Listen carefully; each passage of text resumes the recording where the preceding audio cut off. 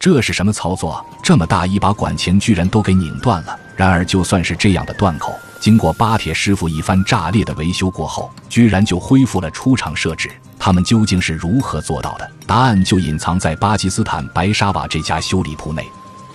由于前面的整个家具都已经缺失了，师傅打算用这节圆钢拼接到管钳上。然而家具的正面是一个平面来的，圆钢的弧面显然不符合拼接要求，所以还得将其横向固定在车床爪盘上，使用车刀将圆钢的弧面车削平整。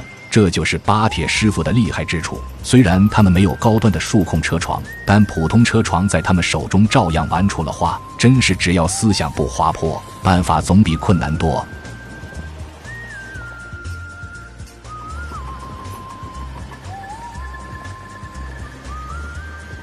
塑形出家具的形状后，光滑的家具表面显然无法抓紧东西，所以接下来还要将上面的齿牙复刻出来。师傅使用旧家具作为对比，很快就能在圆钢上标记出需要复刻的齿牙间距。然而店里面并没有高端的洗齿机可用，但巴铁师傅却有自己的一套方案。他将一根糖棍固定在车床爪盘上，再使用一个支架作为支撑点，将圆钢水平放置在糖棍下方，这样车床就有了洗齿的功能。由于需要复刻的齿牙也是比较多的，所以需要的时间也是很久的。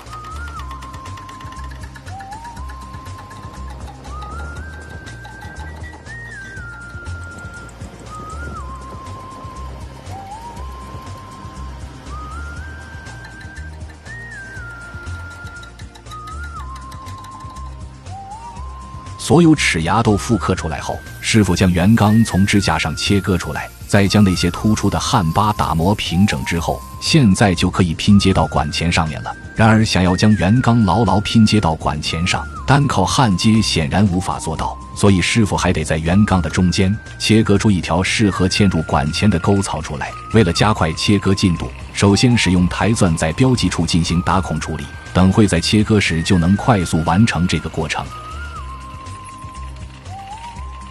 孔位钻出来后，师傅使用乙炔将连在一起的材料切割开来，但乙炔切割的端面不够平整，所以还要使用打磨机将缺口打磨光滑。现在就可以和管钳拼接到一起了。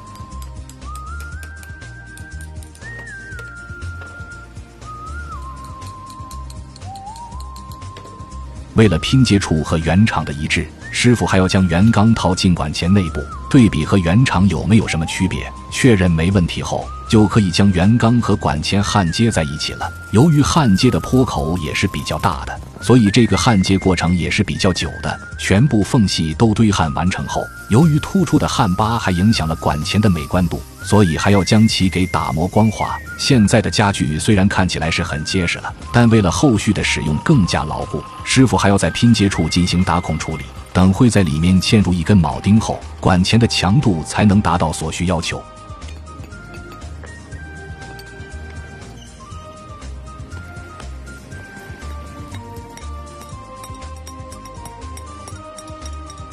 现在的拼接处已经和家具融为一个整体了，但新制作出来的齿牙硬度还达不到使用要求，所以接下来还要将齿牙部分进行淬火处理。经过淬火后的齿牙硬度就会提高，避免后续使用出现滑牙的风险。淬火完成后，为了让整把管钳看起来和新的没什么区别，师傅还在家具处进行了喷漆处理，这样不仅能做到防腐防锈，还提高了整把管钳的美观度。至此，这把断裂的管钳就维修完成了。你觉得巴铁师傅的技术如何？如果满分是10分的话，你能给他多少分？